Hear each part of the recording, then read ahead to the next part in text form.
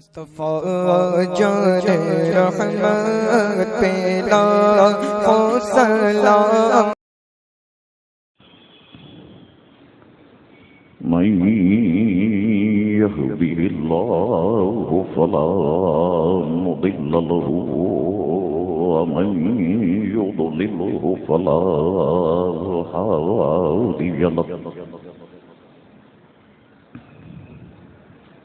ونشهد أن لا إله إلا الله وحده لا شريك له ونشهد أن سيدنا ومولانا محمدا عبده ورسوله أرسله بالحق بشيرا ونذيرا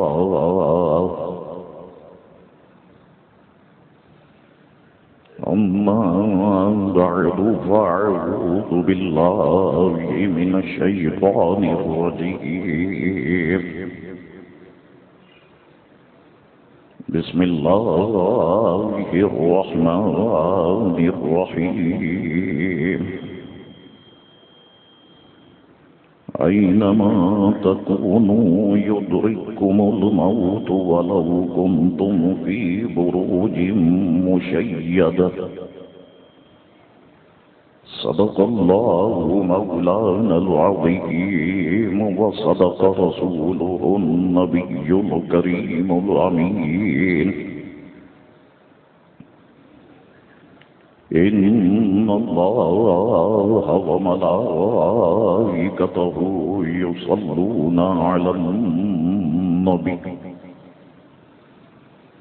يا أيها الذين آمنوا صلوا عليه وسلموا تسليما اللهم صل على سيدنا ونبينا ومولانا محمد معدن الجود والكرم وآله وبارك وسلم صلاة وسلاما عليك يا سيدي يا رسول الله الصلاة والسلام عليك يا رسول الله وعلى آلك وصحابك يا حبيب الله.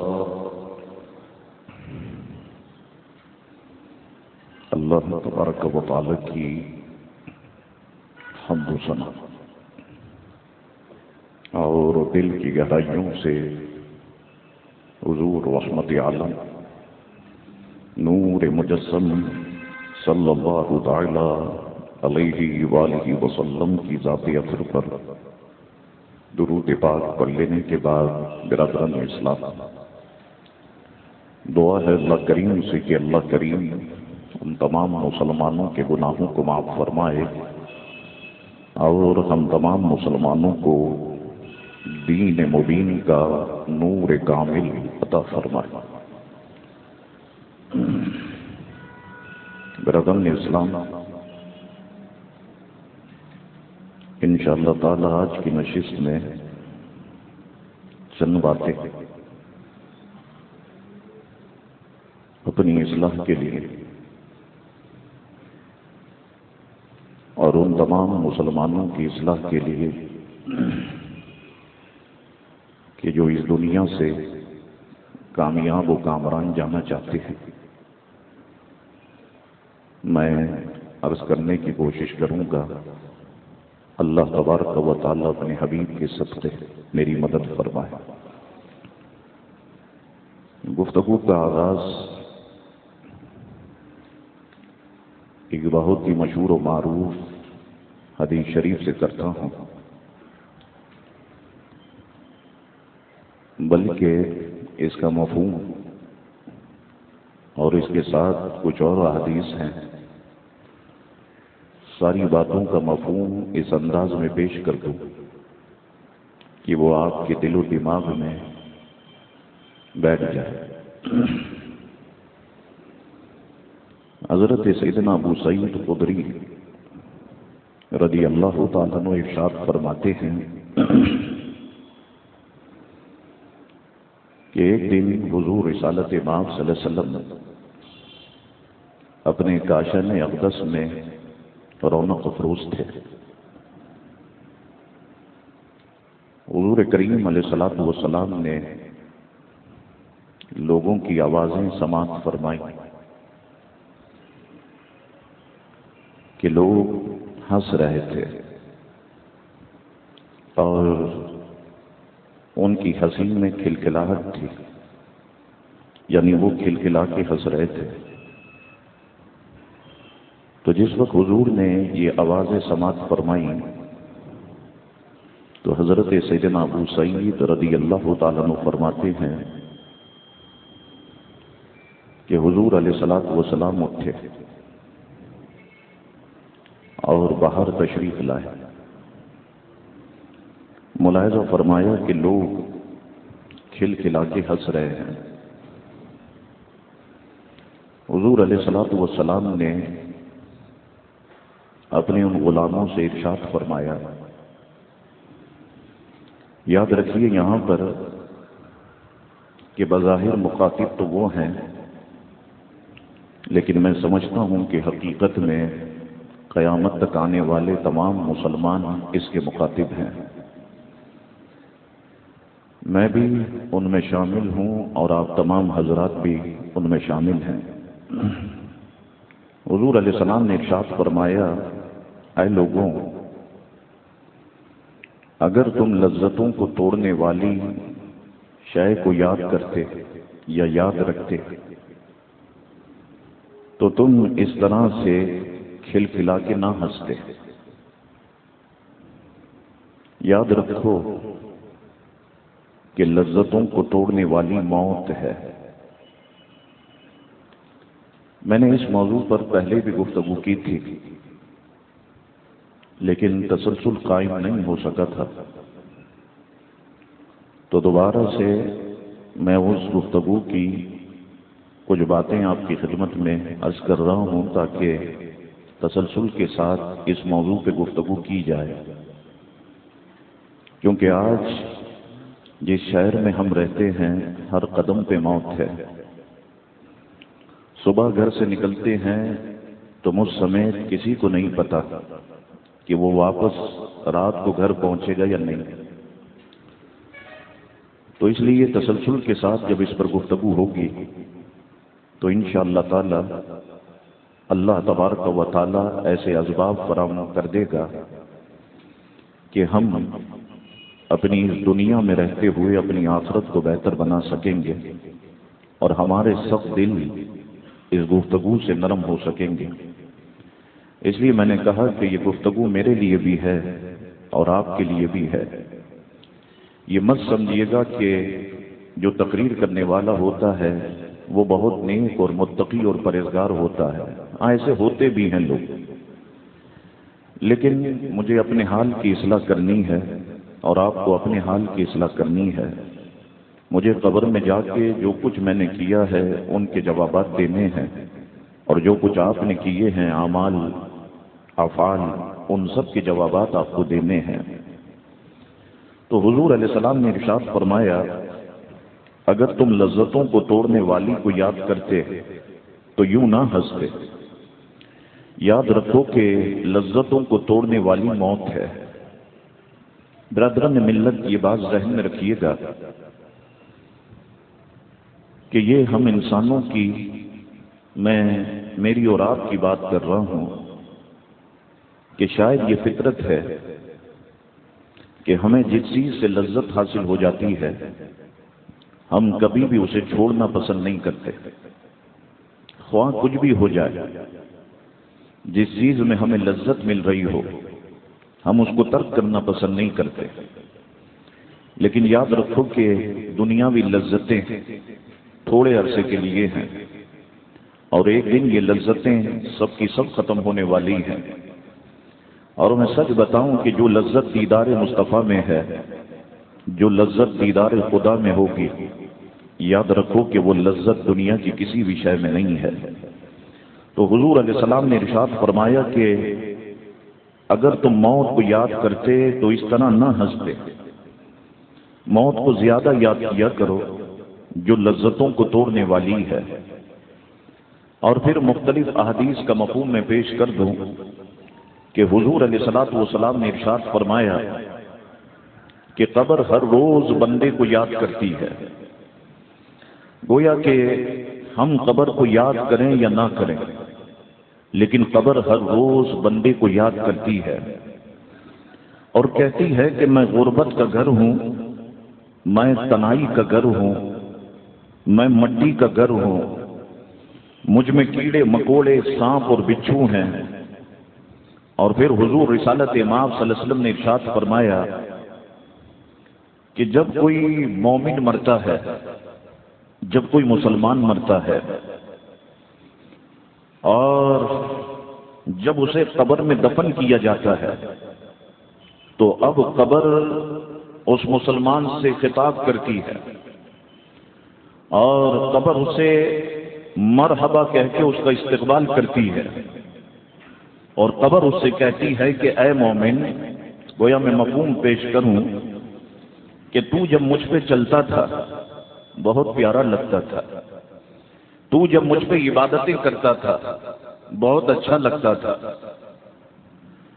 آج جب تو مجھ میں آ گیا، میرے سپرد کر دیا گیا، میرے اندر پہنچ گیا، تو اب تو دیکھے گا کہ میں تیرے ساتھ کیا سلوک کرتی ہوں۔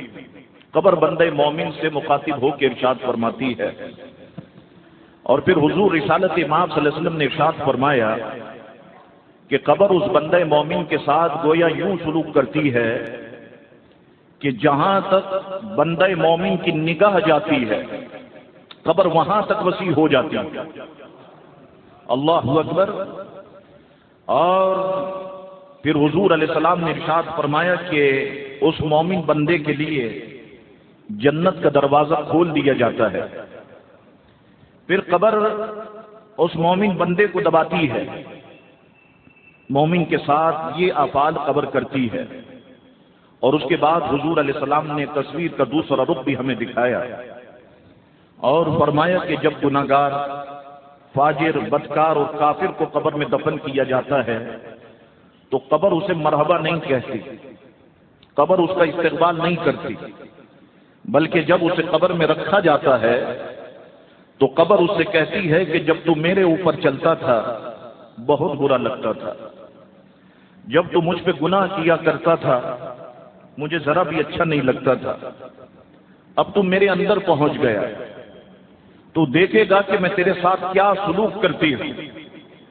پھر حضور علیہ السلام نے ارشاد فرمایا کہ قبر گناہگار، بدکار، کافر، فاسق و فاجر کو دبانا شروع کر دیتی ہے، اور پھر حضور نے ارشاد فرمایا کہ اس طرح سے دباتی ہے کہ اس کی ایک طرف کی پسلیاں دوسری طرف کی پسلیوں کے اندر پیوست ہو جاتی ہیں۔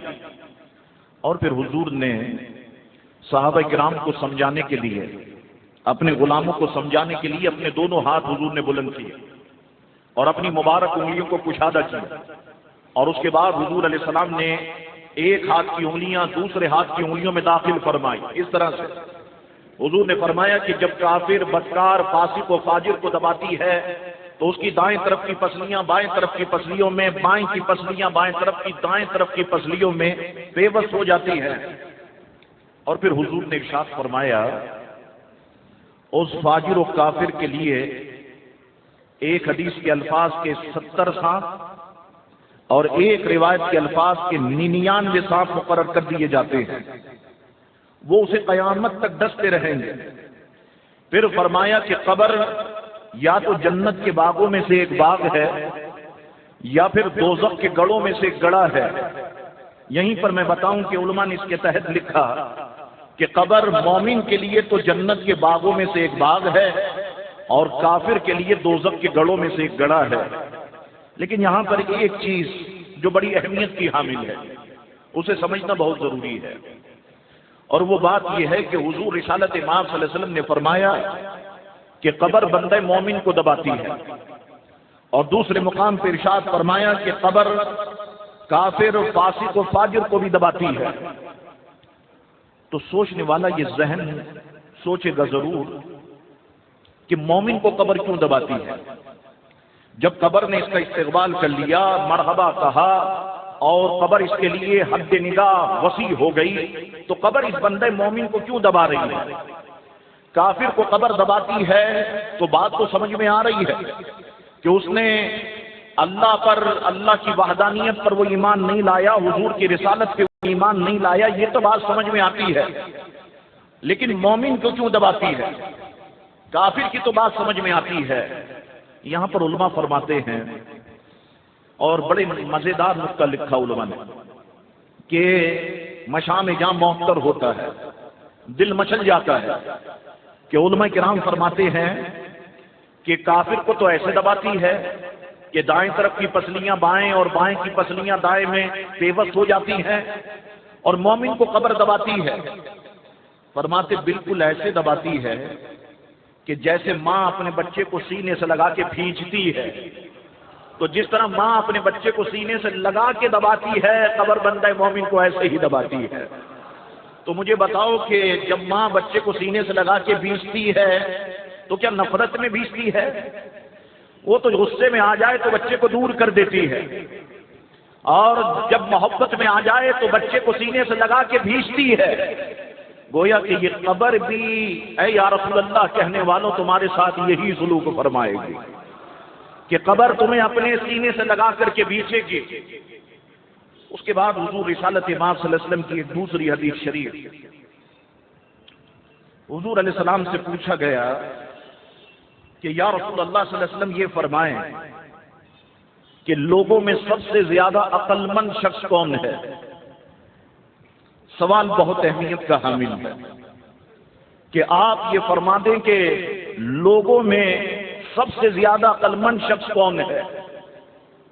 اب اگر یہ سوال میں اس بڑے مجمع میں کسی سے پوچھوں، آپ تمام سے پوچھوں، یا آپ 5 دوستوں میں بیٹھے ہوں اور وہاں پر یہ سوال پوچھے کہ لوگوں میں سب سے زیادہ عقل مند شخص کون ہے، تو آج کل جو دور چل رہا ہے تو کہنے والی بات زبان یہ کہے گی کہ لوگوں میں عقل مند تو ہمارے ملک کا صدر ہے کہ جس نے بڑی چالاکی کے ساتھ اپنے اقتدار کے پورے 5 سال گزار دیے، اور بعض زبان یہ کہیں گی کہ ہم لوگوں میں عقل مند شخص تو ہمارے ملک کا وزیر اعظم ہے، وہ رینٹ اینڈ پاور میں اتنے پیسے کھا گیا مگر پھر بھی ملک کا وزیر اعظم بن گیا۔ بعض زبانیں کہیں گی کہ لوگوں میں سب سے زیادہ عقل مند تو وہ ہے کہ جس کے پاس دولت کے انبار ہے۔ بعض زبانیں یہ بھی کہیں گی کہ ہم لوگوں میں سب سے زیادہ عقل مند وہ ہے کہ جو ان حالات میں کراچی کو چھوڑ کے چلا گیا، دبئی میں سیٹل ہو گیا، امریکہ اور کینیڈا وہ چلا گیا۔ تو جتنے منہ اتنی باتیں ہوں گی، لیکن آؤ حضور علیہ السلام سے یہ سوال پوچھا گیا، اب حضور جو فرمائیں گے وہ بات یقیناً 100% درست ہوگی۔ حضور رسالت امام صلی اللہ علیہ وسلم سے پوچھا گیا کہ یا رسول اللہ صلی اللہ علیہ وسلم یہ فرمائیں کہ لوگوں میں سب سے زیادہ عقل مند شخص کون ہے۔ اب میرے حضور کے الفاظ سنو، حضور نے فرمایا سب سے زیادہ عقل مند شخص وہ ہے جو موت کو کثرت سے یاد کرے۔ سب سے زیادہ عقل مند وہ ہے جو موت کو کثرت سے یاد کرے اور موت کی تیاری کرے، صرف یاد نہ کرے، اس کے ساتھ ایک اور بات ارشاد فرمائی کہ اس کی تیاری بھی کرے۔ ہم سب موت کو یاد تو کرتے ہیں مگر ہم موت کی تیاری نہیں کرتے۔ اگر ہم لوگوں نے موت کی تیاری کی ہوتی تو مجھے بتاؤ کہ جب ہم سب یہ سمجھتے ہیں کہ صبح نکلیں گے اور شام کو واپس پہنچیں گے یا نہیں، تو ہماری مسجدیں آج نمازیوں سے بھری ہوئی ہوتی۔ آج حجاموں کی دکانوں پر شیپ بنانے والوں کا رش نہیں ہوتا، آج سینما ہاؤس فل شو نہیں دے رہے ہوتے، اگر ہم نے موت کو یاد کیا ہوتا تو مسجدیں آباد ہوتی، بازار ویران ہو جاتے۔ اگر ہم نے موت کو یاد کیا ہوتا تو مسجدیں آباد ہوتی، سینما ہاؤس ویران ہو جاتے۔ اگر ہم نے موت کو یاد کیا ہوتا تو آج ہم سب کے چہرے داڑھیوں سے منور ہوتے، سر اماموں سے منور ہوتے۔ ہم نے موت کو یاد کیا لیکن موت کی تیاری نہیں کی۔ تو اگر ہم موت کی تیاری کرتے، یاد کرنے کے ساتھ ساتھ مسجدیں بھی ہماری بھری ہوتی، ہمارے چہرے بھی داڑھیوں سے منور ہوتے، ہمارے سر بھی ٹوپیوں اور اماموں سے منور ہوتے۔ بس ہم نے صرف موت کو یاد کر لیا۔ فرمایا نہیں، عقل مند شخص وہ ہے کہ جو موت کو یاد کرے اور اس کی تیاری بھی کرے۔ اور پھر فرمایا حضور نے فرمایا کہ ایسے عقل مند لوگ، اب دیکھو ایک آدمی موت کو یاد بھی کر رہا ہے اور اس کی تیاری بھی کر رہا ہے، تو اب اس کے لیے کچھ انعامات ہونے چاہیے یا نہیں؟ تو حضور نے فرمایا کہ ایسے عقل مند لوگ دنیا کی شرافت کو بھی حاصل کر لیتے ہیں اور آخرت کی عزت و کرامت کو بھی حاصل کر لیتے ہیں۔ مجھے بتاؤ کہ ہم ایسے ہی لوگوں کے پاس تو جاتے ہیں کہ حضور دعا فرمائیں کہ ہم بھی آپ کی طرح بن جائیں، حضور ہمارے اس کام میں رکاوٹ ہے، آپ اللہ کے نیک بندے ہیں۔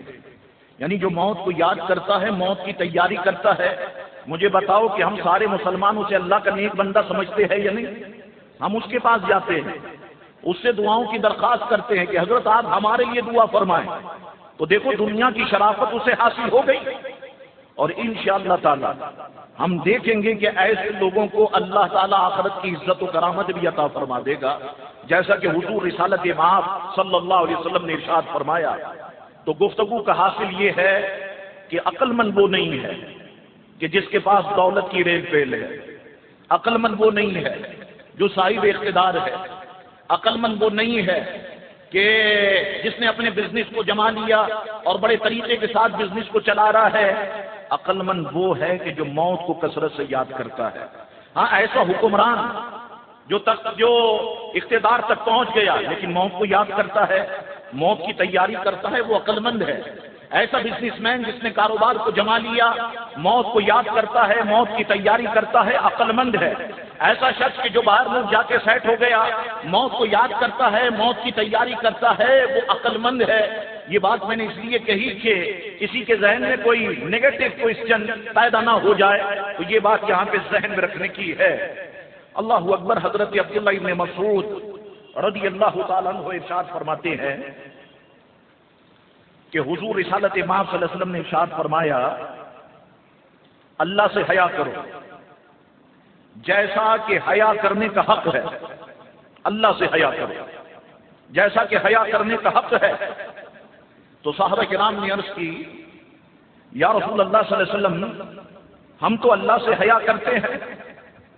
حضور نے فرمایا ایسے نہیں، بلکہ اللہ سے کامل حیا وہ کرتا ہے کہ جو شخص اپنے سر اور جن پر سر مشتمل ہے ان کی حفاظت کرتا ہو، اپنے پیٹ اور جن پر پیٹ مشتمل ہے ان کی حفاظت کرتا ہو، اور موت کو یاد کرتا ہو، آخرت کا ارادہ رکھتا ہو، اس وجہ سے دنیا کی زیب و زینت کو چھوڑتا ہو۔ میرے غلاموں، جس شخص نے ایسے افعال کیے، ایسا شخص اللہ سے کامل حیا کرنے والا ہے۔ اب یہاں پر شارعین نے گفتگو کی ہے، میں اسے آپ کی خدمت میں بیان کرتا ہوں کہ ہر بات آپ کے دماغ میں رہنی چاہیے۔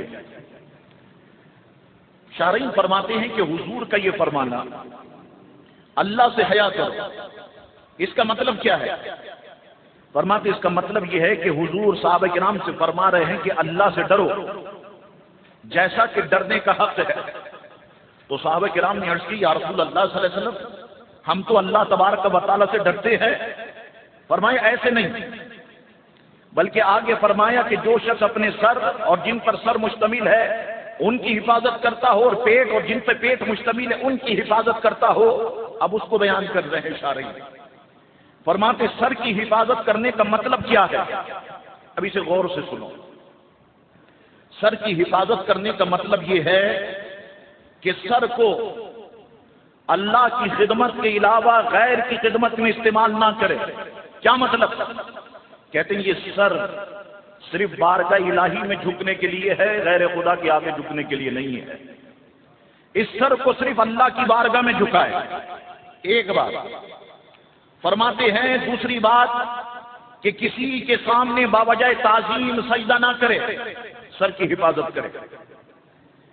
اور تیسری بات ارشاد فرماتے ہیں کہ دکھلاوے ریاکاری کی نماز ادا نہ کرے، سر کی حفاظت کرے۔ یہ ریا کے لیے سجدے نہ کرے، یہ ریا کے لیے بار بار جو ہے وہ جھکے اٹھائے سر کو، ایسا نہ کرے۔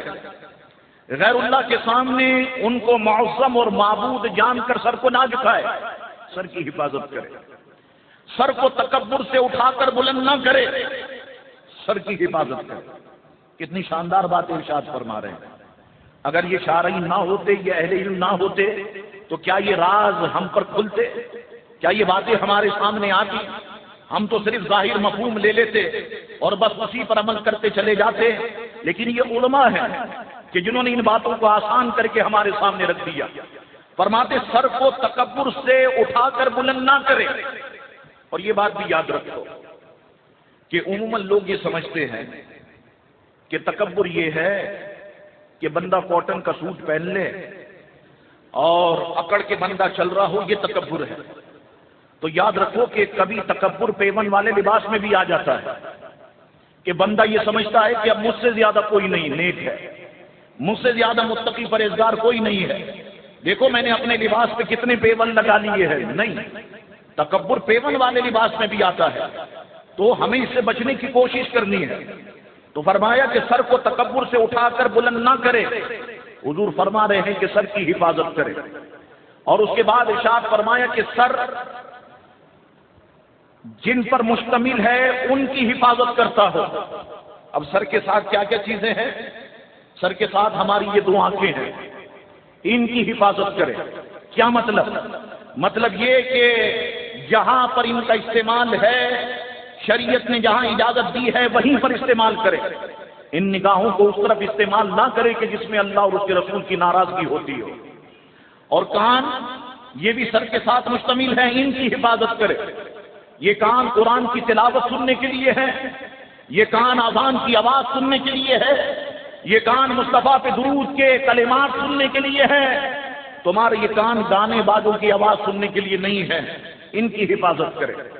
اس کے بعد آ جائیے یہ منہ، یہ بھی تو سر کے ساتھ ہی شامل ہے۔ ہماری یہ زبان، یہ بھی تو سر کے ساتھ شامل ہے۔ اس منہ کی حفاظت کرے، اس منہ سے لقمہ حرام نہ گزرے، یہ زبان تمہاری شراب کے ناپاک قطرات کی عادی نہ بن جائے۔ اس زبان کی حفاظت کرے، اس منہ کی حفاظت کرے۔ اور اس کے بعد حضور علیہ السلام نے ارشاد فرمایا کہ اسی طرح اپنے پیٹ اور جن پر پیٹ مشتمل ہے ان کی حفاظت کرتا ہو۔ اس پیٹ میں لقمہ حرام نہیں پہنچنا چاہیے، اس پیٹ میں سود کی کمائی نہیں پہنچنی چاہیے، اس پیٹ میں شراب کے ناپاک قطرات نہیں پہنچنے چاہیے۔ اور پیٹ کے ساتھ جو چیزیں لگی ہوئی ہیں، کنیکٹڈ ہیں، جیسے کہ شرمگاہ، ان کی حفاظت کرے، ٹانگیں ان کی حفاظت کرے، دل کی حفاظت کرے۔ اللہ اکبر۔ بظاہر حضور نے مختصر سے الفاظ استعمال فرمائے، لیکن آپ غور فرمائیے کہ حضور کے الفاظ میں کتنی جامعیت موجود ہے کہ حضور رسالت امام صلی اللہ تعالی وسلم نے یہ کلمات ارشاد فرمائے۔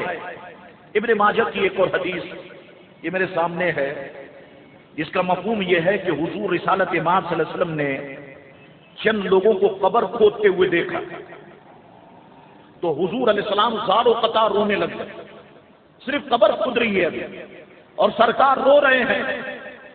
راوی فرماتے ہیں کہ حضور اس قدر روئے کہ وہاں کی مٹی آپ کے آنسوؤں سے گیلی ہو گئی، اس قدر حضور روئے۔ اور پھر حضور نے فرمایا، اے میرے غلاموں، سب اس مقام کی تیاری کرو، سب اس مقام کی تیاری کرو۔ اب اس کے بعد آج کل ہر ذہن یہ سوچتا ہے کہ صاحب چلو ٹھیک ہے، موت کی تیاری ہم کریں تو اس میں فائدہ کیا ہے؟ موت کی تیاری کرنے کا فائدہ کیا ہے؟ موت تو آنی ہے، آپ سارے مولوی حضرات اپنی تقریروں میں کہتے ہیں کہ موت کا وقت مقرر ہے، موت آنی ہے، تو موت کی تیاری کا فائدہ کیا ہے؟ وہ بھی میں آپ کو بتاتا ہوں۔ فائدہ کیا ہے اور مصیبتیں کیا ہیں، عذابات کیا ہیں۔ جو موت کو یاد کرتا ہے اس کے فوائد کیا ہیں، جو بھلا دیتا ہے، یاد نہیں کرتا، اس کے نقصانات کیا ہیں، اس کو بھی آپ سماعت فرمائیں۔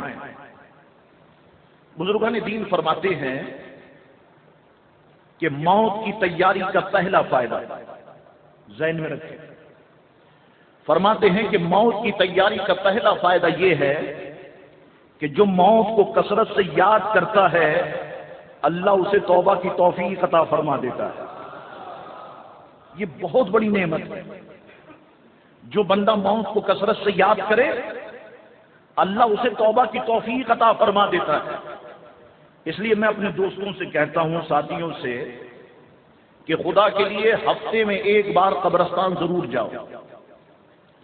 ہفتے میں نہیں جا سکتے تو مہینے میں ایک بار ضرور جاؤ، 2 مہینے، 3 مہینے، 6 مہینے، یہ عادت ڈالو قبرستان جانے کی۔ اور اس سے پہلے قبرستان جاؤ کہ جب لوگ تم کو کندھوں پر اٹھا کے لے جا رہے ہیں، اس سے پہلے جانا تو فائدے مند ہے، یہ تمہیں فائدہ دے گا اس وقت جانے کی تیاری کے لیے۔ اب اس سے فائدہ یہ ہوگا کہ جب ہم دیکھیں گے کہ کسی کی لاش آئی ہے اور اس کے لیے قبر تیار ہو رہی ہے، اسے قبر میں دفنایا جا رہا ہے، اس کے بچے، اس کے بھائی میت کے رشتہ دار و بکا بلند کیے ہوئے زار و قطار ہو رہے ہیں، تو سخت سے سخت دل بھی یہ مناظر دیکھ کر کے پگھلنے کی کوشش کرے گا، اور بندہ ضرور سوچے گا کہ آج اس کے ساتھ یہ ہوا، کل میرے ساتھ بھی یہی ہونا ہے، مجھے بھی اسی قبر میں آنا ہے۔ آج میں گھر میں تو بڑے اطمینان سے سوتا ہوں، اسپلٹ آن کر کے گدے پر تکیہ رکھے، 4 تکیوں کے ساتھ، سامنے LCD لگی ہوئی، ٹی وی لگا ہوا، اطمینان سے دیکھتے ہوئے سوتا ہوں۔ قبر میں تو کچھ نہیں ہوگا، نہ تکیہ ہوگا، پتہ نہیں یہ کفن بھی سلامت رہے یا نہ رہے، کیونکہ جسم جب سلامت نہیں رہے گا تو کفن کیسے سلامت رہے گا۔ اور کوئی کھڑکی نہیں، کوئی دروازہ نہیں، کوئی روشنی نہیں، کہیں سے کوئی ٹھنڈک نہیں، تو بندہ یہ ساری چیزوں کو یاد کرنے کی کوشش کرے گا، اور پھر جب قبرستان سے نکلے گا تو اپنی آخرت کو بہتر بنانے کی کوشش کرے گا۔ لیکن برا نہیں ماننا کہ اب ہم سب موت کو بھول چکے، میں اور آپ ہم سب موت کو بھول گئے۔ 10 سال پیچھے چلے جاؤ، 15 سال، لوگ قبرستان میں مردے کو دفنا کے آتے تھے، 15-20 دن تک ٹی وی نہیں کھلتا تھا، لوگ دفنا کے آتے تھے، 5 وقت کی نماز بڑی پابندی کے ساتھ 15-20 دن 25 دن تک وہ پڑھتے تھے، لوگ دفنا کر کے آتے تھے، سارے مناظر ان کے ذہن میں رہتے تھے۔ آج تو یہ سب ختم ہو گیا۔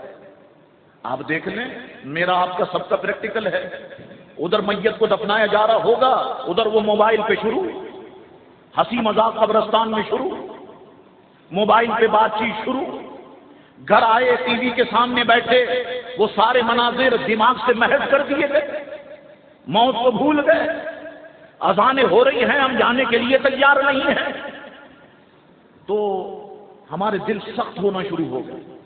تو اس لیے میں کہتا ہوں کہ ہر ہفتے ضرور جاؤ، تاکہ کسی کو دفناتا ہوا دیکھو تو تمہارے سامنے اور ذہن میں یہ بات رہے کہ کل ہمارے ساتھ بھی یہی ہونا ہے۔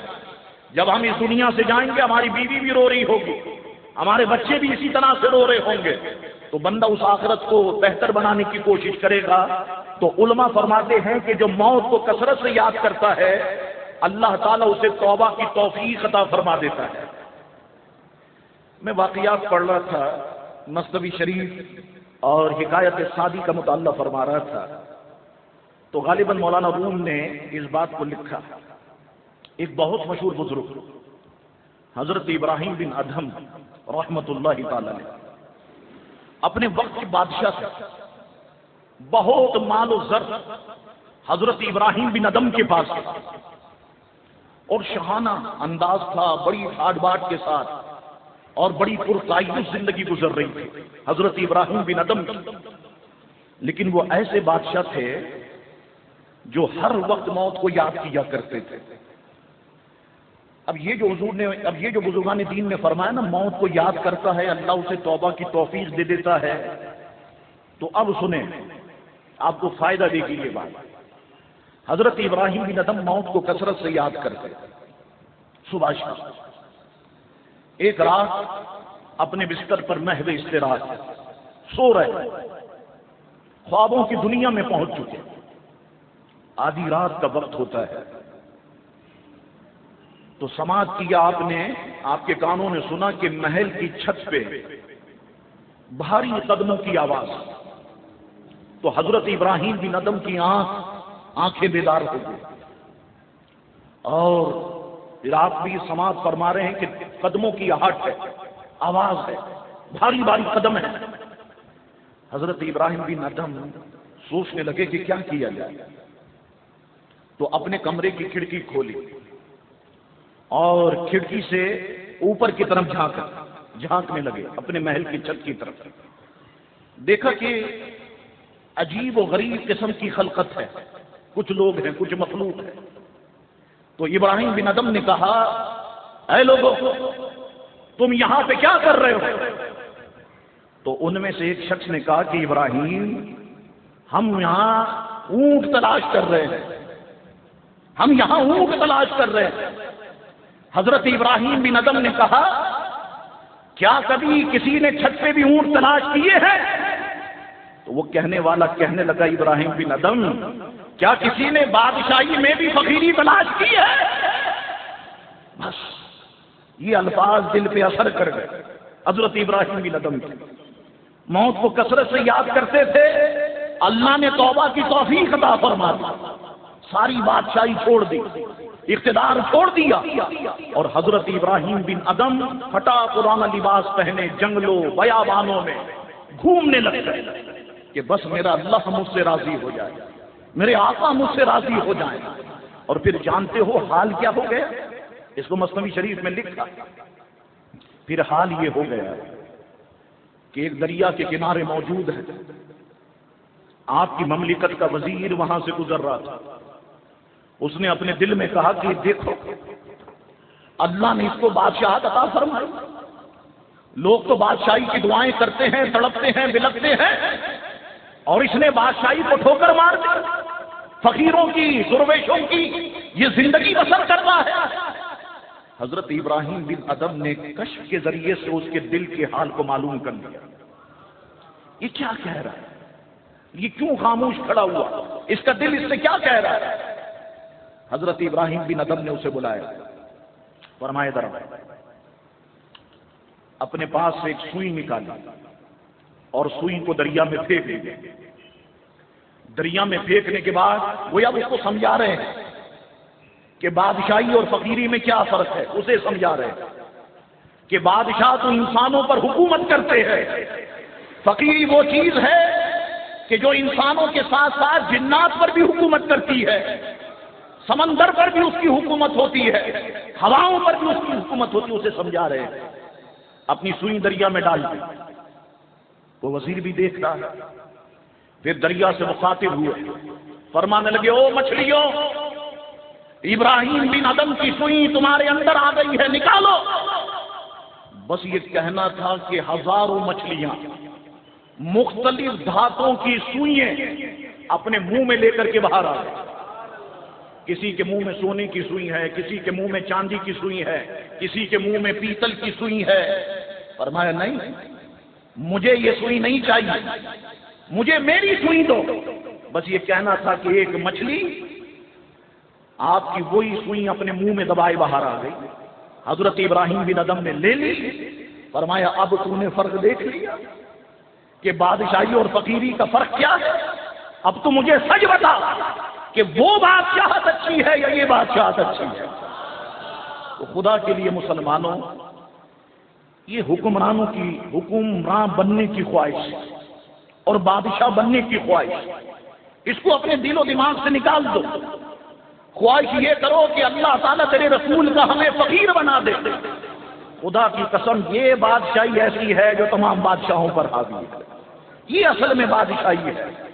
تو علماء فرماتے ہیں کہ جو موت کو کثرت سے یاد کرتا ہے پہلا انعام اس کے لیے یہ ہے کہ اللہ اسے توبہ کی توفیق عطا فرما دیتا ہے، مل جاتی ہے توبہ۔ ہم نے کئی لوگ دیکھے نمازیں نہیں پڑھتے تھے، روزے نہیں رکھتے تھے، معاملات تبدیل ہو گئے، چہرے داڑھیوں سے منور ہو گئے، نماز کے پابند بن گئے۔ اور بعض مرتبہ تو دیکھا کہ امام صاحب سے پہلے ہی ایسے لوگ پہلی صف میں موجود ہیں، کہیں یہ ثواب نہ چھوٹ جائے، کہیں تکبیر اولا نہ چھوٹ جائے۔ تو یہ کس وجہ سے ہوتا ہے؟ یہ اسی وجہ سے ہوتا ہے کہ جب بندہ کثرت سے موت کو یاد کرتا ہے۔ اس کے بعد فرماتے ہیں کہ دوسرا انعام یہ ہے کہ جو موت کو کثرت سے یاد کرتا ہے اس کے دل میں قناعت نصیب ہو جاتی ہے۔ اللہ گویا اس کے دل میں قناعت جیسا جوہر پیدا فرما دیتا ہے۔ اب قناعت کس کو کہتے ہیں؟ یہ بڑا تفصیل طلب موضوع ہے، میں کبھی آپ کو سمجھاؤں گا، لیکن مختصراً یہاں سمجھ لیں۔ قناعت یہ ہے کہ بس تھوڑے پہ گزارا کرنا، یہ قناعت ہے۔ اس کو میں اور سمجھاؤں کہ کسی کی تنخواہ 10,000 ہے، خرچ 15,000 کرے۔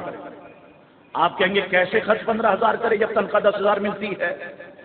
اس دوست سے 1,000 روپیہ لے لیا، اس سے 1,500 لے لیے، اس سے 1,000 لے لیے، تنخواہ ملے گی تو پھر دے دوں گا۔ جب تنخواہ ملی تو 5,000 اس میں چلے گئے، 5,000 آئے، پھر دوسروں سے قرض۔ بعض لوگوں کی زندگیاں ایسے ہی گزر رہی ہیں، لیکن جب قناعت پیدا ہوتی ہے، تھوڑے پر بندہ جب اکتفا کرتا ہے تو تنخواہ اسے 10,000 ملتی ہے، خرچ 8,000 کرتا ہے، 2,000 بچا کے رکھتا ہے کہ چلو کبھی کوئی مصیبت آ گئی تو اس وقت یہ پیسے کام آئیں گے۔ یہ قناعت ہے۔ اور یاد رکھو کہ جس نے قناعت جیسا جوہر جس نے اپنے دل میں پیدا کر لیا، خدا کی قسم اس کا ہاتھ ہمیشہ یوں رہے گا، یوں نہیں رہے گا۔ یہ بات ذہن میں رکھنا، اور اپنے ہاتھوں کو دینے والا بنا، لینے والا نہ بنا۔ بھکاری نہ بنو، بادشاہ بننے کی کوشش کرو۔ یہ بھی بادشاہی ہے کہ آپ کی رقم سے کسی غریب کی زندگی سنور جائے، یہ بادشاہی ہے۔ آپ کی رقم سے کسی غریب کی شادی ہو جائے، یہ بھی بڑی دولت اور بڑی نعمت ہے۔ تو فرمایا کہ اللہ تعالیٰ اس کے دل میں قناعت پیدا فرما دیتا ہے، وہ تھوڑے پر گزارا کرنے لگ جاتا ہے، اور واقعتاً وہ سمجھتا ہے کہ کیا فائدہ مجھے اس دنیا میں اتنی فضول خرچ کرنے کا، مجھے تو ہر چیز کا جواب دینا ہے۔ اللہ نے مجھے جوانی دی، اس کا جواب دینا ہے کہ کن کاموں میں گزاری۔ اللہ نے مجھے پیسہ دیا تو ان چیزوں کا جواب دینا ہے کہ پیسے میں نے کہاں کہاں پر خرچ کیے۔ تو اللہ تعالیٰ اس کے دل میں قناعت پیدا فرما دیتا ہے۔ تیسرا انعام سنو، بہت پیارا انعام ہے۔ صوفیاء، علماء، اہل علم، بزرگان دین فرماتے ہیں کہ جو موت کو کثرت سے یاد کرتا ہے اس کے لیے تیسرا انعام یہ ہے کہ اسے اپنی عبادت میں خوشی محسوس ہونے لگتی ہے۔ یہ بہت بڑا انعام ہے کہ عبادت میں اس کے خوشی محسوس ہونے لگتی ہے۔ وہ بڑی ٹھہر ٹھہر کے نماز پڑھتا ہے، بڑے مزے لے لے کر کے وہ قرات کرتا ہے، بڑے مزے لے لے کے نماز پڑھتا ہے، اطمینان سے رکوع کرتا ہے، اطمینان سے سجدہ کرتا ہے، اطمینان سے قاعدہ کرتا ہے، اطمینان سے سلام پھیرتا ہے، اطمینان سے روزے رکھتا ہے، روزوں کے مزے اٹھاتا ہے، اس میں تلاوت کرتا ہے، اطمینان سے جو ہے وہ صدقہ و خیرات کرنے کی کوشش کرتا ہے، خود مستحق تک جا کر کے اپنی رقم کو پہنچاتا ہے، عبادت میں خوشی پیدا ہو جاتی ہے۔ اب یہ سب جائزے لینے کی باتیں ہیں، سوچو کہ کیا ہم سب کی عبادتوں میں خوشی ہے یا نہیں ہے؟ وہ بات آگے بھی آئے گی۔ خوشی نہیں ہے، جلدی جلدی کرنے کی کوشش کرتے ہیں، وضو جلدی جلدی، فوراً ایسا لگا یہ پانی سے تیمم کر رہا ہے، فوراً وضو ہو جائے، چپڑ چپڑ منہ پہ پانی مارا، آ گیا، صحیح دھلا نہیں، اور پھر نماز میں غلطی ہو گئی، امام سے تو امام پہ برس پڑے، صاحب امام صاحب یاد کر کے نہیں آئے، کیوں؟ تم نے وضو ٹھیک نہیں کیا، تو اس کا خمیازہ تو پھر امام کو بھگتنا پڑتا ہے کہ وہ بھول جاتا ہے، اور پھر اس کا دماغ دوسری طرف چلے جاتا ہے۔ کیا ہر کام میں جلدی نہیں ہے ہمارے؟ نماز فوراً پڑھ لیں، روزے کا وقت فوراً ہو جائے، قرآن شریف ختم کر لیں. پہلے آپ دیکھیں جو قرآن خوانی کی محفلیں ہوتی تھی کتنا وقت لگتا تھا قرآن کو ختم کرنے میں. آج تو بہت آسانی ہو گئی. آپ جاتے ہیں مدرسے سے بچوں کو بلا لیتے ہیں اور بچوں نے بھی 100 روپیہ دیکھنا ہے اور بچے بھی فوراً پڑھ دیا. بعض بڑے بڑے بیٹھے ہوئے فوراً پڑھ دیا. جی ہاں میں نے جو ہے وہ فوراً قرآن کو ختم کر دیا, سپارہ ختم کر دیا. کیا پہلے ایسا ہوتا تھا؟ نہیں ہوتا تھا. تو عبادت میں بندے کی خوشی محسوس ہونے لگ جاتی ہے, مزے لے لے کے وہ عبادت کرتا ہے. تو یاد رکھو کہ یہ سب نعمتیں اس وجہ سے حاصل ہوں گی کہ جب آپ موت کو کثرت سے یاد کریں. اس کے بعد فرماتے ہیں بزرگان دین کہ جس شخص نے موت کو بھلا دیا اس پر اللہ 3 مصیبتوں کو نازل کر دیتا ہے. اب یہ 3 مصیبتیں سن لیں اور رات جب بستر پہ سوئے نا تو ان 3 باتوں پہ خدا کے لیے غور کریں. یہ ہم سب کے ساتھ ہے یا نہیں؟ پہلی بات فرماتے ہیں کہ 3 مصیبتوں میں پہلی مصیبت یہ ہے, ایسا شخص جو موت کو بلا دیتا ہے پہلی مصیبت اس کے لیے یہ ہے کہ وہ توبہ میں ٹال مٹول سے کام لیتا ہے.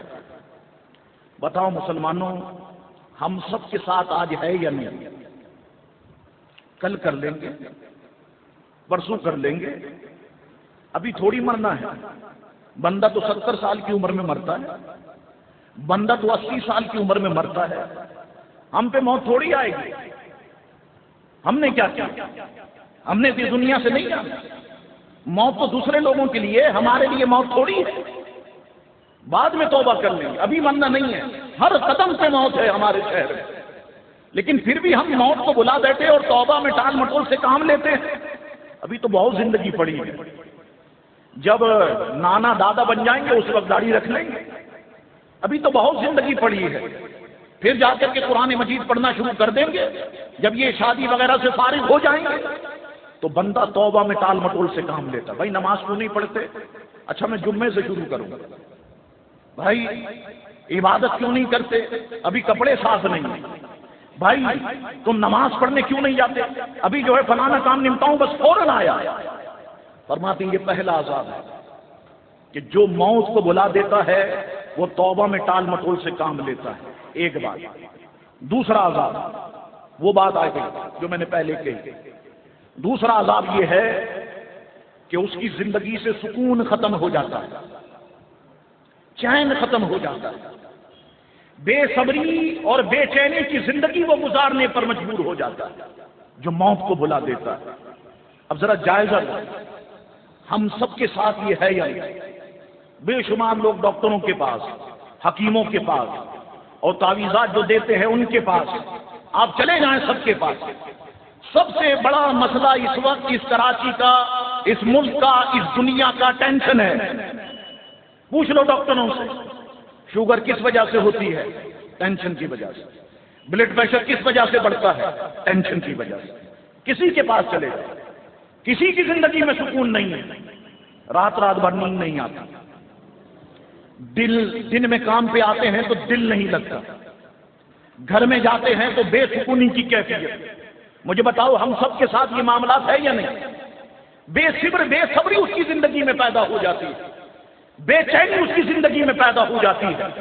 تو مسلمانوں یاد رکھو, اگر چین و سکون و طمانینت اپنی زندگی میں پیدا کرنا چاہتے ہو تو خدا کے لیے موت کو کثرت سے یاد کرو. اللہ تمہاری زندگی کے اندر صبر پیدا کر دے, یہ بے صبری کی کیفیت ختم ہو جائے. میرا پورا معاشرہ بے صبری کا شکار ہے. آپ ہر معاملات میں دیکھ لیں, ایون کہ میں دیکھتا ہوں, آپ ہمارے اس معاملے کو دیکھیں کہ جن گاڑیوں میں ہم آتے جاتے ہیں, جن بائکس پہ ہم آتے جاتے ہیں, جگہ جگہ آپ دیکھ رہے ہوں گے جھگڑے ہو رہے ہیں, جگہ جگہ باتوں پہ لڑائیاں ہو رہی ہیں کہ تم نے گاڑی کیوں ٹھیک نہیں چلائی, تمہاری گاڑی مجھ پہ لگ گئی. گندی گندی گالیاں, غلیظ گالیاں. اور میں نے دنیا میں صرف اپنے کراچی کو دیکھا ہے, سگنل بند ہونے کے بعد بھی الحمدللہ 25 گاڑیاں بڑی آرام سے نکل جاتی ہیں. موٹر سائیکل والا اس کو چین ہی نہیں ہے, بس کسی طریقے سے نکل جا. گاڑی والے کو چین نہیں, بس کسی طریقے سے سگنل توڑ کے چلے جاؤں. ہر ایک کے دماغ میں یہ بات ہے, پولیس والا آئے گا 50 روپے میں جان چھوٹ جائے گی. فون کروا دیں گے، بڑے تعلقات والے لوگ ہیں، ایک عجیب کیفیت ہمارے پورے جسم کے اندر پیدا ہو گئی۔ نہیں، یہ مسلمان کی شان نہیں، یہ مسلمان کی جو ہے وہ زندگی کی شان نہیں ہے۔ اپنی زندگی کے اندر سکون پیدا کر، طمانینت پیدا کر، گھر میں آؤ تو تمہیں گھر میں جاؤ تو سکون ملے، کاروبار پہ آؤ تو سکون نصیب ہو جائے، یہ بے چینی کی کیفیت ختم ہو جائے۔ بس اس کا ایک علاج ہے اور وہ یہ ہے کہ موت کی تیاری کرے۔ جب انسان موت کی تیاری کرے گا، ہر عبادت کو زندگی کی آخری عبادت سمجھ کے کرے گا، ہر نیند کو زندگی کی آخری نیند سمجھ کے جو ہے وہ سونے کی کوشش کرے گا، ہر لمحے کو اپنی زندگی کا آخری لمحہ وہ سمجھ کے اس کو گزارنے کی کوشش کرے گا۔ گناہوں کی طرف اس کا دماغ نہیں جائے گا۔ جب گناہوں کی طرف دماغ جاتا ہے تو بے چینی اور بے سکونی پیدا ہوتی ہے۔ فرمایا دوسرا عذاب یہ ہے، اور تیسرا عذاب فرماتے تیسرا عذاب یہ ہے کہ ایسا شخص جس نے موت کو بھلا دیا، اس کی عبادت میں سستی پیدا ہو جاتی ہے۔ جب موت کو بھلا دیتا ہے بندہ، عبادت میں سستی پیدا ہو جاتی ہے۔ یہ بھی جائزہ لو لوگوں، یہ جو جمعات کی محفلیں ہوتی ہیں، یہ جائزے کی محفلیں ہیں، یہ احتساب کی محفلیں ہیں۔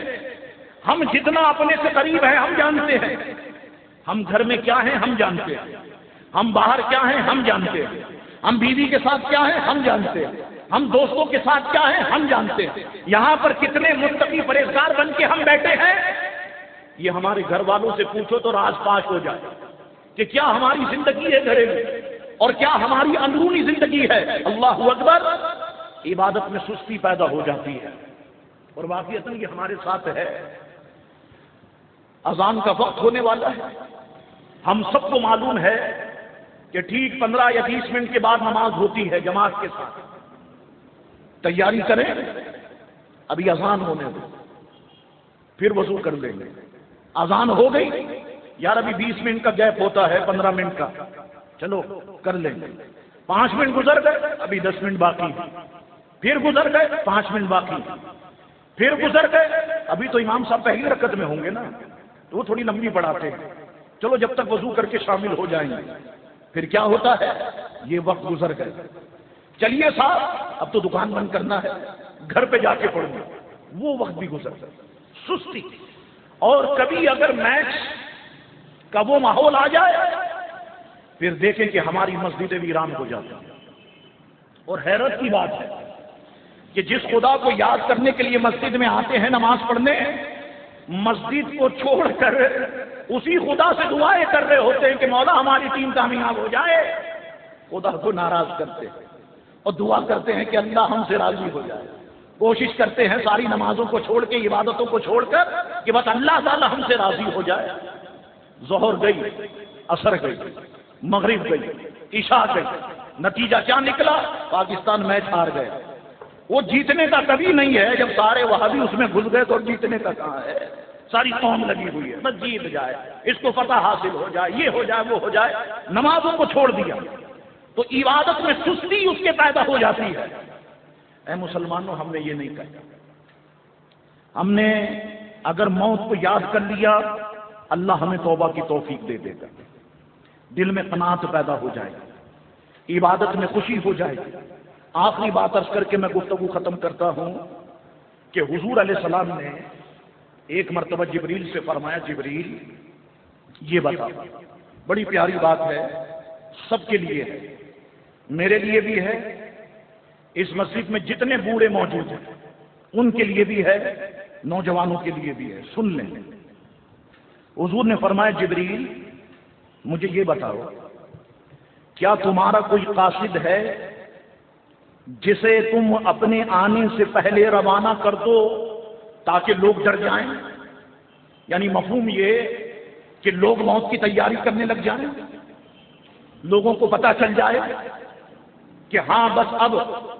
حضور نے حضرت اسرائیل سے فرمایا، اسرائیل کیا تمہارا کوئی قاصد ایسا ہے جسے تم اپنے آنے سے پہلے روانہ کر دو کہ لوگ ڈر جائیں؟ مطلب یہ کہ اب سمجھ جائیں لوگ کہ بس اب اسرائیل آنے والے ہیں، اب موت آنے والی ہے، اس کی تیاری شروع کر دے۔ کیا تمہارا کوئی قاصد ایسا ہے؟ حضرت اسرائیل نے عرض کی، یا رسول اللہ جی ہاں، میرے بہت سارے قاصد ہیں، اور گویا فرمانا چاہ رہے ہیں کہ 3 مشہور ہیں میرے قاصد. اب ذرا غور سے سنو. پہلا قاصد مرض ہے، میرا پہلا قاصد. بس جس انسان کے وجود میں بیماری داخل ہو گئی، اب وہ سمجھ لے کہ ملک الموت آنے والے ہیں. ذرا جائزہ لو مسلمان، کیا ہم سب جتنے بیٹھے ہیں، ہم سب کے گھر میں مہینے کی 2 سے 2,500 کی دوائی نہیں جاتی؟ بولو جتنے بیٹھے. گھر پہنچتے ہو، والد بیمار، والدہ بیمار، بیوی بیمار، بچے بیمار، خود ہم پر بیماری کی کیفیت. ہم سب کے سب لوگ تقریباً بیماری میں مبتلا ہے یا نہیں؟ تو پہلا میرا قاصد مرض ہے. جس کی باڈی پہ مرض آ گیا، بس اب وہ سمجھ لے کہ موت اس پر آنے والی ہے. دوسرا قاصد، عرض کی یا رسول اللہ، دوسرا قاصد ہے بڑھاپا. جو بڑھاپے کی عمر تک پہنچ گیا، بال سفید ہو گئے، زندگی گزاری اس نے، بوڑھا ہو گیا، بس اب سمجھ جائے کہ اب ملک الموت اس کے سامنے آنے والے. موت کی تیاری کرے، بس اب آگے کوئی چانس نہیں ہے. بچپن گزارا، جوانی گزاری، بڑھاپا آ گیا، اب کچھ نہیں آئے، اب صرف موت آئے. موت کی تیاری میں لگا رہے، آخرت کی فکر میں لگا رہے. یہ میرا دوسرا قاصد ہے. اور تیسرا قاصد، عرض کی یا رسول اللہ، تیسرا قاصد، اسے غور سے سنیں. تیسرا قاصد کانوں اور آنکھوں کا متغیر ہونا، یہ تیسرا قاصد ہے. بعض لوگ یہ سمجھتے ہیں کہ کانوں اور آنکھوں کا متغیر ہونا، اس کا مطلب یہ ہے کہ نگاہوں کا بہک جانا اور کانوں کا ٹیڑھا ہو جانا، یہ تیسرا قاصد ہے. اس کا ایک معنی جو میں آپ کو بتاؤں وہ یہ ہے کہ جب نگاہوں کو کم دکھائی دینا شروع ہو جائے، جب کانوں کو کم سننا، سماعت میں اس کی خلل پیدا ہو جائے، تو بس سمجھ لو کہ یہ موت کا تیسرا قاصد ہے. اچھا، ہم جتنے بیٹھے ہیں مجھے بتائیے، کیا ہم سب کی نگاہیں پرفیکٹ ہے؟ کسی کی دور کی نظر کمزور، کسی کی قریب کی نظر کمزور ہے. ہمارے ساتھ ہے یا نہیں یہ سب معاملہ؟ فرمایا، عرض کی یا رسول اللہ، کانوں اور آنکھوں کا متغیر ہو جانا، جیسی جیسی عمر آگے بڑھتی ہے سماعت میں بھی فرق آنے لگتا ہے. پہلے تو دور کی سن لیتا ہے، اب قریب کی بھی نہیں سن پاتا. 2-4 مرتبہ اس سے کہو تو پھر جو ہے وہ بندہ سمجھنے کی کوشش کرتا ہے. بس نگاہیں کمزور ہو جائیں، سماعت سنائی کم دینے لگ جائے، تو عرض کی یا رسول اللہ، یہ میرا تیسرا قاصد ہے. اس کے بعد کے جملے سن لو. عرض کی یا رسول اللہ، جب لوگ ان چیزوں سے بھی نصیحت حاصل نہیں کرتے، پھر میں آواز دیتا ہوں، پھر میں ندا کرتا ہوں کہ اب میں خود آ رہا ہوں. سن لے، اب میں خود آ رہا ہوں، اب میرے بعد کوئی اور نہیں آئے گا، اور میں جب آؤں گا میں ہمیشہ کے لیے تیرا نام اس دنیا سے مٹا دوں گا، ختم کر دوں گا تیرا نام. اور پھر ہوتا کیا ہے؟ پھر گھر میں آہ و زاری شروع ہو جاتی ہے، چیخ و پکار، رونا چلانا شروع ہو جاتا ہے. تو ملک الموت دروازے پہ کھڑے ہو کے کچھ الفاظ کہتے ہیں، وہ بھی میں آپ کو بتاتا ہوں. ملک الموت کہتے ہیں، میں نے اس کو نہیں مارا، یہ اپنا دانا پانی پورا کر چکا تھا.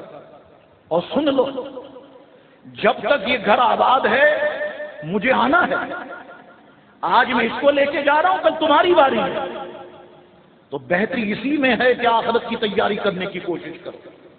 اور یہ بات ذہن میں رکھو کہ موت کو برا نہ سمجھو، موت سے بھاگنے کی کوشش نہ کرو، موت کو غلط نہ سمجھو. لوگ یہ سمجھتے ہیں کہ موت سے بھاگ جائیں گے، موت بری چیز ہے.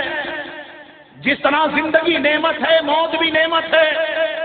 کہ بندہ جب مر کے قبر میں پہنچتا ہے تو آمنہ کے لال کا چہرہ سامنے آ جاتا ہے. موت بھی نعمت ہے کہ جب بندہ مرے گا تو روز قیامت اسے اللہ کا دیدار نصیب ہو جائے. موت کو غلط نہیں سمجھو، موت سے بھاگنے کی کوشش نہ کرو. اور یہ بڑے پیارے حدیث کے الفاظ ذہن میں رکھ لو، روزانہ اس کو دل و دماغ میں دہراؤ کہ حضور فرماتے ہیں کہ جو اللہ سے ملاقات کو پسند کرتا ہے اللہ بھی اس سے ملاقات کو پسند کرتا ہے، اور جو اللہ سے ملاقات کو پسند نہیں کرتا اللہ بھی اس سے ملاقات کو پسند